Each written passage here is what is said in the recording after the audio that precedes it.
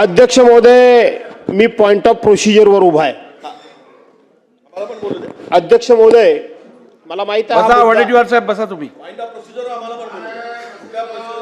अध्यक्ष महोदय, मला माहित आहे की हा मुद्दा मी उपस्थित केला होता मागच्या वेळेला, की अशा पद्धतीनं एखाद्या मंत्र्याचं अधिवेशन कालावधीमध्ये कामकाज सांभाळण्याकरता द्यायचं असेल तर आपल्याला तसं पत्र द्यावं लागतं. ते दिलं होतं का असा मी प्रश्न उपस्थित केला होता.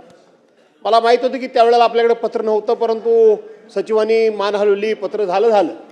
पण अध्यक्ष महोदय, माझी तुम्हाला विनंती आहे. अध्यक्ष महोदय, माझी विनंती एवढीच आहे की ठीक आहे, मुख्यमंत्र्यांनी मान्य केलंय, आपण या ठिकाणी सभागृहाला ते अवगत केलंय, त्याच्यावर आता किती आम्ही बोललो तरी काय फार काय त्यातून काही निष्कर्ष किंवा काय पण निष्पन्न होणार नाही. पण अध्यक्ष महोदय, माझी आपल्याला कळकळीची विनंती आहे, ही प्रथा चुकीची पडतीये. अध्यक्ष महोदय, एखाद्या मंत्र्याचं कामकाज दुसऱ्या मंत्र्यानं कधी सांभाळावं?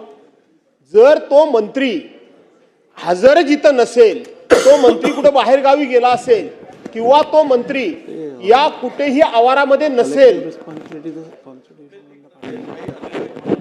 बोला बोला आपण.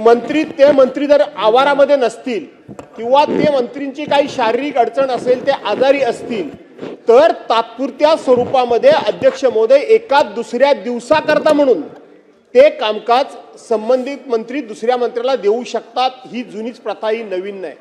पण ही नवीनच प्रथा पडतीये की स्वतः मंत्री महोदय या प्रिमायसेस मध्ये आहेत, ते विधिमंडळाच्या आवारामध्ये आहेत आणि स्वतः विधिमंडळाच्या आवारात असताना त्यांच्याशी संबंधित खात्याचं कामकाज सभागृहामध्ये अधिवेशन कालावधीमध्ये दुसऱ्या मंत्र्याला चालवायला देणं हे अत्यंत चुकीचं आहे, 100% चुकीचं आहे. कारण फक्त आणि फक्त अधिवेशन कालावधीमध्ये तो मंत्री ब्रीफिंग घेऊ शकतो, यापेक्षा त्या मंत्र्याला नित्यनेमानं त्या खात्याचं काम करण्याचा कुठलाही अधिकार नाही. त्यामुळं कामगारांनी, आपल्या कर्मचाऱ्यांनी लिहून दिलेलं उत्तर ठोक ताळ्यामध्ये उत्तर देण्याच्या पलीकडे तो मंत्री काही करू शकत नाही. आणि म्हणून बोला बोला फक्त आणि फक्त कुठल्याही खात्याच्या संबंधातलं, कुठल्याही मंत्र्यांच्या संबंधातलं उत्तर फक्त सभागृहाचे नेते माननीय मुख्यमंत्री महोदय देऊ शकतात. सभागृहामध्ये काही पेच प्रसंग निर्माण झाला तर एखादे सिनियर मंत्री उभे राहून त्या ठिकाणी हस्तक्षेप करू शकतात. पण सरसकट कामकाज एखाद्या मंत्र्याला चालवायला देणं तुमच्या अधिकारामध्ये, मुख्यमंत्र्यांच्या अधिकारात तुम्ही मध्ये घेतला, पण ही प्रथा पाडू नका अशी माझी कळकळीची विनंती आहे. महत्वाचा प्रश्न आपण तो तिथे माननीय भास्कररावांनी मांडला. अध्यक्ष महोदय, प्रथा परंपरेवर काही गोष्टी चालतात. ही नवीन प्रथा या सभागृहात येत आहे. नियमाचं आम्ही पुस्तक वाचलं, यामध्ये कुठेही की असा कुठला नियम आहे की ज्या नियमानुसार आपण हे वाचलं आणि हे कामकाज त्या मंत्र्याकडील दुसऱ्या मंत्र्याकडे विधिमंडळाच्या कामकाज चालू असताना दिलं. आम्ही इथे 28-30 वर्ष झाले अध्यक्ष मध्ये काम करतो.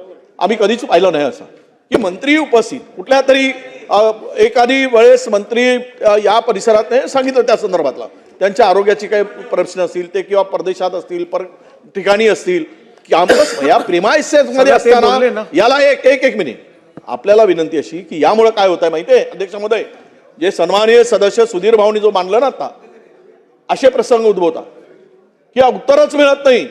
इथे मंत्री उत्तर देतात आणि ती कारवाई पुढे काही जातच नाही. म्हणून आपल्याला विनंती आहे की नवीन प्रथा परंपरा आपण निर्माण करून न करता या संदर्भात भविष्यात, ते आता सगळं मांडल्यामुळे मी त्याला पुन्हा मानत नाही, पण आपल्याला मात्र हे सभागृह गांभीर्यानं आपण चालवण्याचा निर्णय घेतात, ते गांभीर्य याचं तसंच असलं पाहिजे. प्रथा परंपरेला कुणाचाही विषय नाही, विरोध नाही, पण नवीन प्रथा परंपरा निर्माण करून यातून हे सभागृहाचं कामकाज पुढे ढकलत नेऊ नका अशी आमची आपल्याला विनंती आहे.